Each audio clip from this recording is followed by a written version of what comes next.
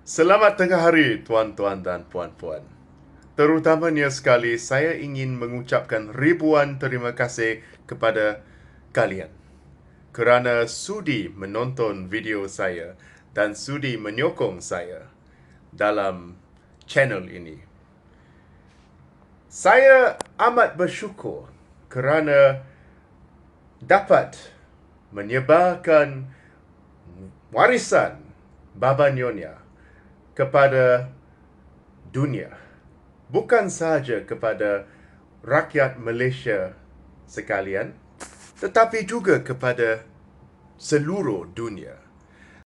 Dan saya berasa amat puas hati dengan sambutan budaya Baba Nyonya di negara ini dan juga di negara luar. Saya berasa amat bangga kerana budaya kami mengharumkan nama Malaysia. Di mana kita lihat, kita juga boleh nampak budaya Baba Nyonya. Sebagai contoh, lihatlah seragam pramugari MAS,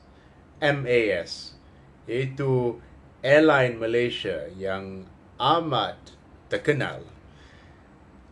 Seragam itu dikenali sebagai kebaya, iaitu baju wanita nyonya seperti ahmah saya, baju yang dipakai oleh nenek saya bila beliau masih hidup. Ataupun hidangan lazat seperti kari kapitan.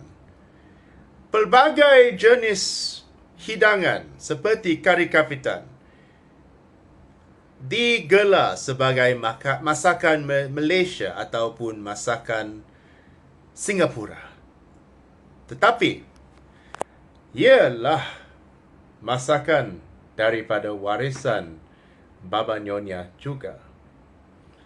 Crazy Rich Asians, salah satu wayangan filem Hollywood yang amat terkenal, tahu tak? Ia juga film tentang salah sebuah keluarga Baba Nyonya yang ada banyak wang. Tapi saya bukan Baba Nyonya yang kaya raya. Saya sebenarnya adalah seorang crazy poor Asian. Tengoklah budak nakal ni. Saya kena beli makanan untuk budak nakal ini. William. Kadang-kala saya tak ada cukup wang, tak ada cukup duit untuk beli makanan untuk sendiri. Kadang-kala Christopher kena ikat perut dan lapar je kerana budak nakal ni. Christopher, dia punya tuan adalah seorang crazy poor Asian. Saya banyak-banyak bersyukur oleh kerana sokongan kalian semua. Dan seperti yang saya telah pun janji, saya akan menyanyi lagu Tunggu Sekejap hari esok ataupun lusa. Tetapi hari ini ada salah satu perkara yang penting yang haruslah dibincangkan. Tetapi saya tidak akan pecah janji. Saya janji, saya akan bawa.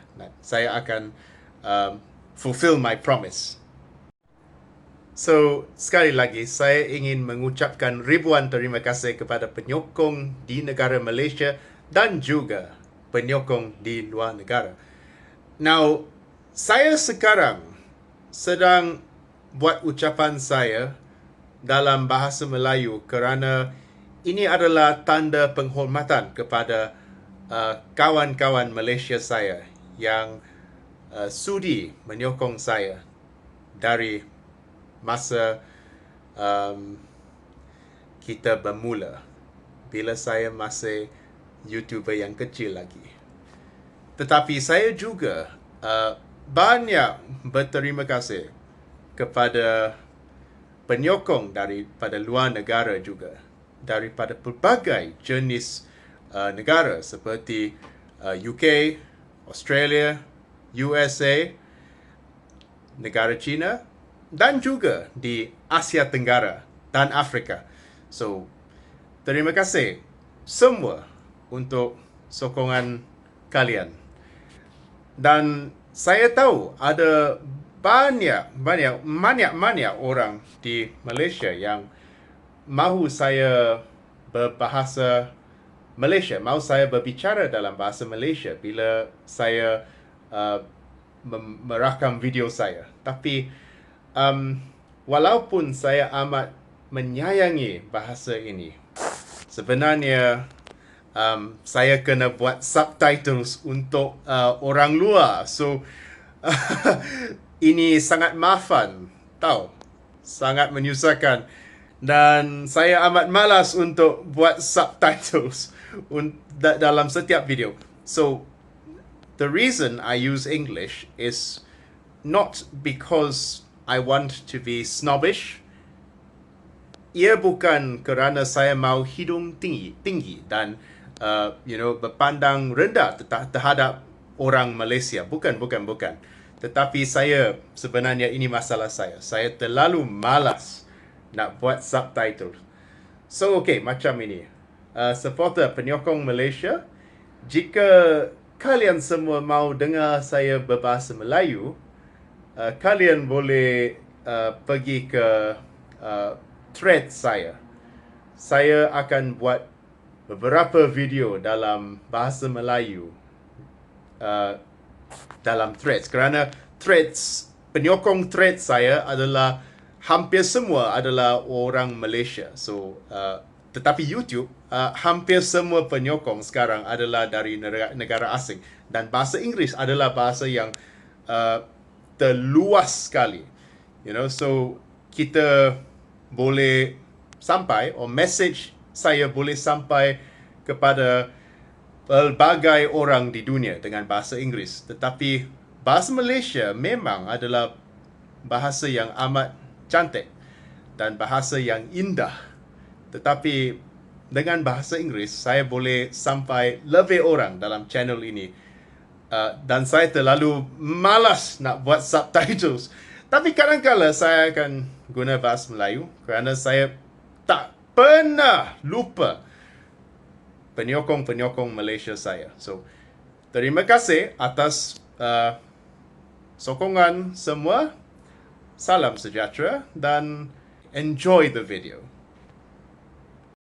Why is neutrality not respected in Malaysia when it comes to the Israel-Palestine issue?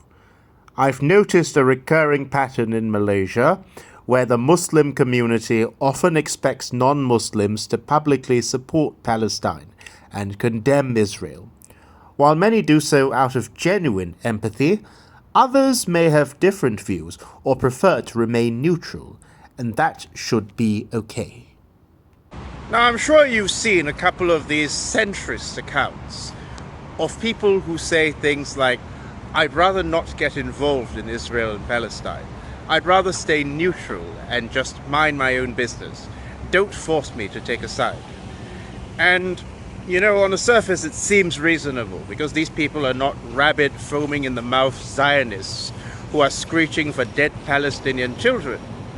It seems reasonable, even civilized, but as a matter of fact, this sort of line betrays one of the most hypocritical forms of moral cowardice we've seen in our day and age, of people who say, don't force me to take a side. I'd rather not get involved. Because these are the very same people who would not have taken a side when their Jewish neighbors were being rounded up in Nazi Germany. And these are the same people who would not have taken a side during the Vietnam War, which was an unjust war of imperialism against the Vietnamese people.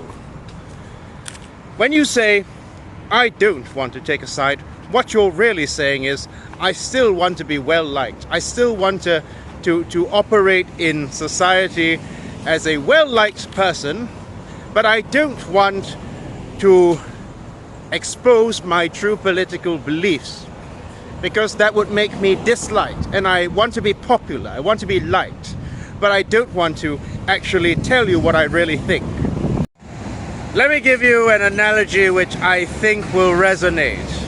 Okay, imagine that there is a starving, homeless man who shows up at someone's door, and the host of the house generously welcomes this person in. Okay, you follow me? And then the host feeds this person, shelters this person, and gives this person a bed to sleep in. But this ungrateful tramp one day kicks out the host, locks the doors, and moves his own family into the house. You would say this is an abhorrent person, am I correct? I think anybody with a beating heart would say that this is an abhorrent thing to do.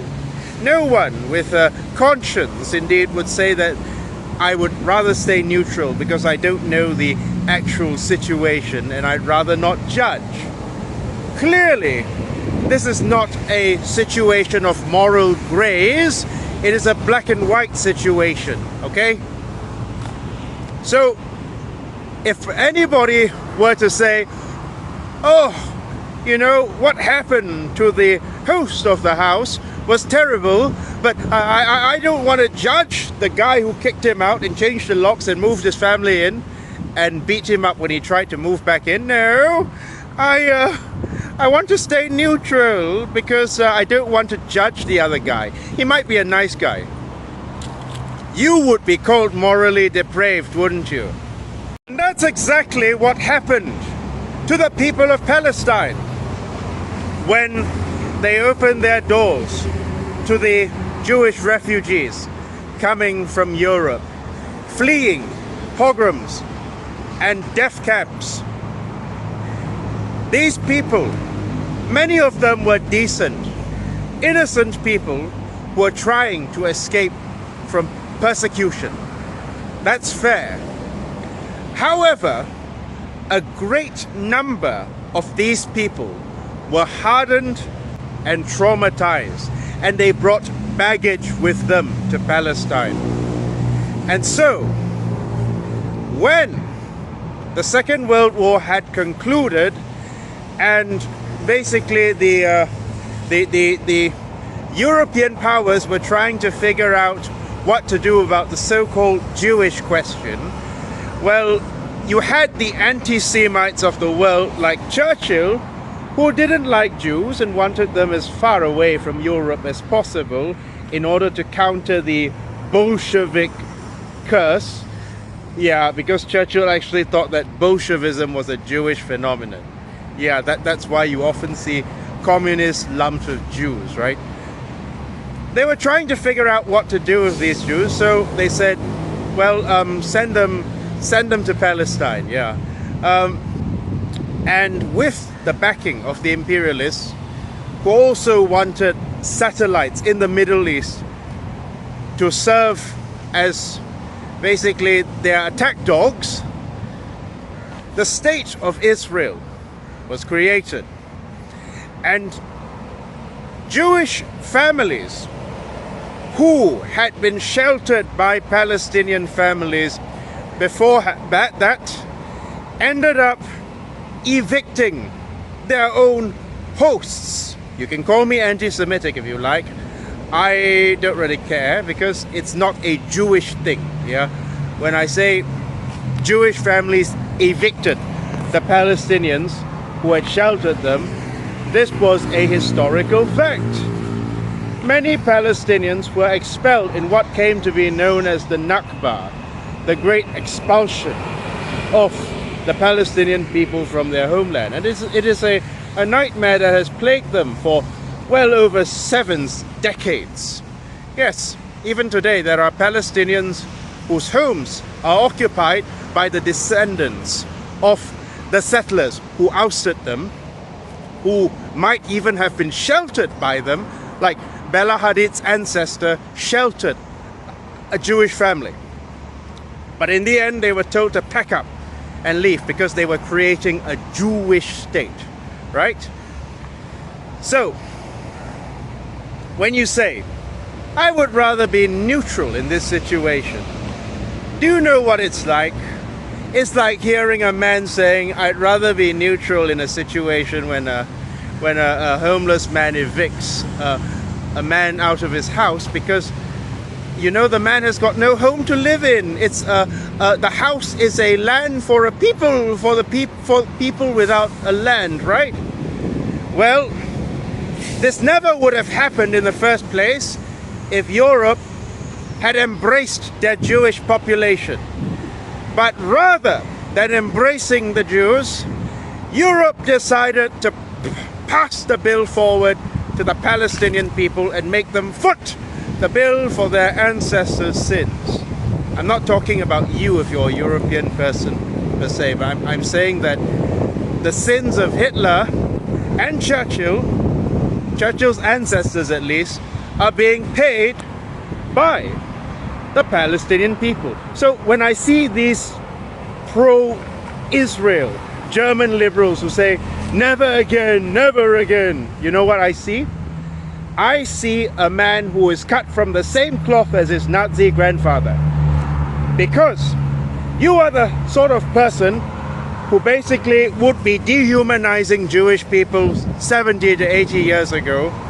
But now that that's not in anymore, that's not convenient politically anymore, now you've shifted your dehumanization to another type of Semitic people, the Palestinian people. So really, those German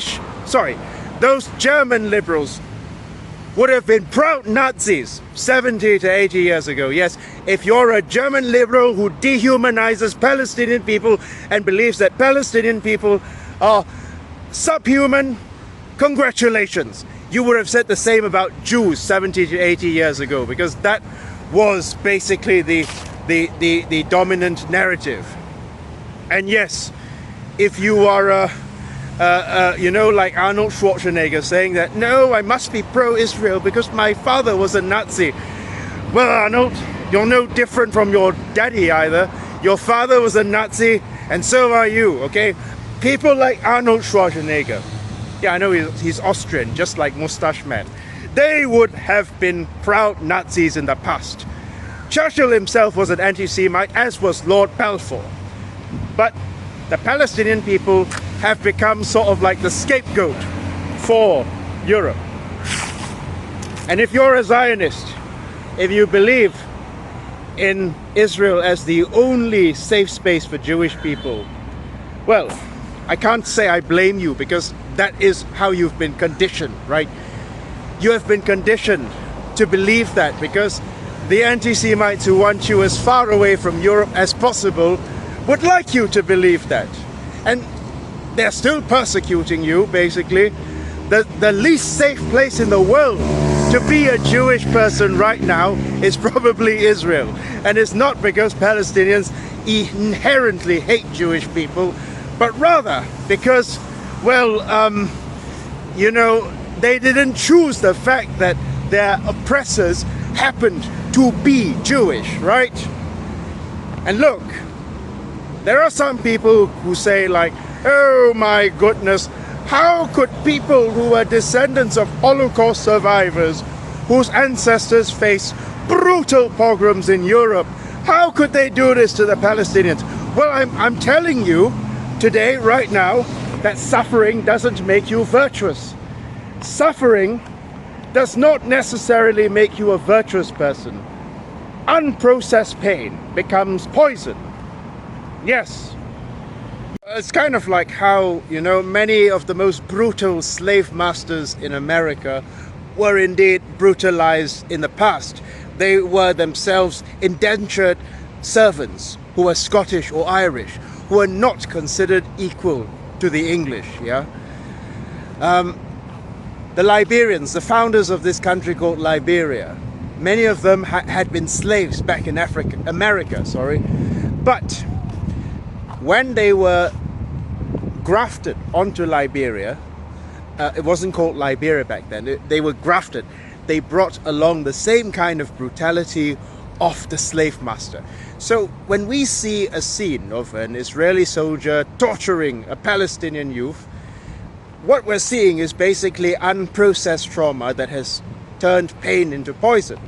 basically they've basically replicated the brutality of the Nazi soldier towards a Jewish youth, basically. The point is, pain that is not properly processed eventually becomes poison. And when you build walls, you build a fortress, and I don't blame the Herzl for building a fortress, you become very paranoid, you become very, very frightened for your own life, and you become, you think everyone outside the fortress is an enemy, including, people who've lived on the land for centuries. And that's why eventually you start to dehumanize everyone, because you're paranoid. You think that the only way you can survive really is by assuming that everyone outside your fortress is your enemy. But that's not a way to grow up, because I think that basically children from Israel are some of the most psychologically traumatized children in the world, and it's not only because of anti-Semitism, but also because their society has conditioned them to think that anyone who doesn't support their cause is an enemy.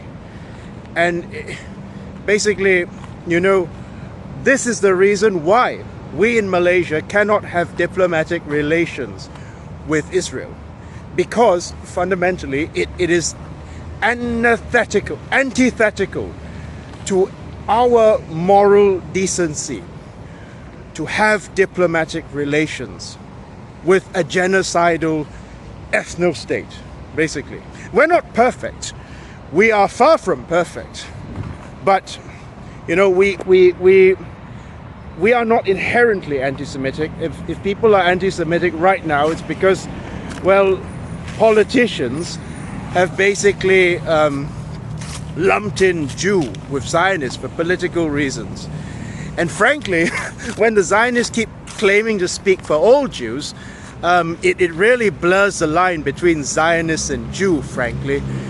So, I myself cannot blame people for conflating Jews with Zionism when Zionists themselves claim to speak for all Jews, right?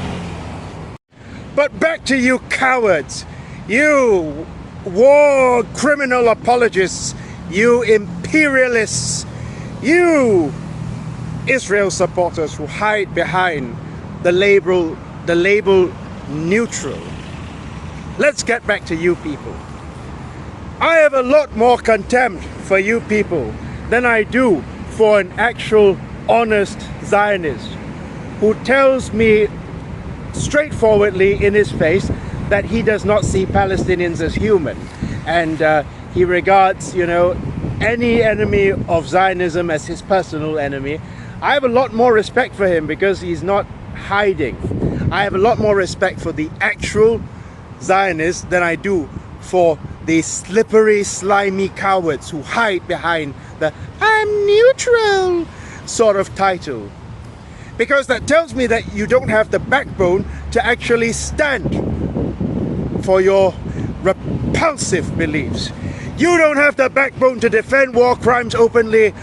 You don't have the backbone to defend imperialism, colonialism, and occupation openly. So you say, "I'm neutral," which basically means I'm a cowardly imperialist. That's what you are. You're not a brave imperialist, you're a cowardly one, because anyone with a moral backbone or anyone with any moral decency would say that Israel has committed genocide against the Palestinians. When they see a Palestinian child with her intestines sticking out, when they see Palestinians being evicted in the ethnic cleansing of Palestine,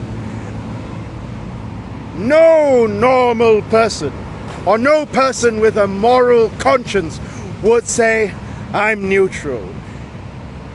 You either agree with it or you disagree with it. But if you say that you're neutral, that means that I take it to mean that you agree with it, but you're too much of a pussy to say it openly. Yeah, so go ahead, support Israel, dehumanize Palestinians, say what you like about them, but don't hide behind the label "I'm neutral," because that's so bloody irritating. And it's infuriating because we all know where you stand. We all know you hate Palestinians. We all know that you think Palestinians don't have a right to exist. We all know that you regard Palestinians as subhuman, but you're just too much of a coward to say it openly because you want everyone to like you. But we know where you stand because you are the very same people who cried for Charlie Kirk, but who would not shed a tear for the children of Palestine. But like I said, you know, I'm proud that Malaysia has, despite all of its flaws, despite all of its imperfections, and despite its deep-seated corruption and racial politics, has taken a brave stance on Palestine, unlike Singapore. I am proud to be Malaysian in that one regard. And in fact, I would say to President Trump, you know, if you want to sanction us, go ahead and sanction us. It's fine, because we in Nusantara have subsisted on rice and salted fish for centuries, and we can always go back to subsisting on rice and salted fish if you sanction us, because dignity or maruah diri adalah lebih penting daripada keselesaan. Because dignity is something you cannot buy, but it is something that feeds the soul. Food can feed the body, but dignity feeds the soul. And if we must go back to eating rice and salted fish and be driven into third world status to support Palestine, so be it. So be it. Okay, thank you very much, everyone. And if anybody qualifies, if anybody counts as neutral in a situation when people are being slaughtered, when parents are digging up their children's bodies from rubble, when, you know, people have been displaced off their own ancestral land for no crime of their own, I will tell you this: stop being a coward, grow a backbone, and just say you support Israel. Thank you. Have a wonderful day.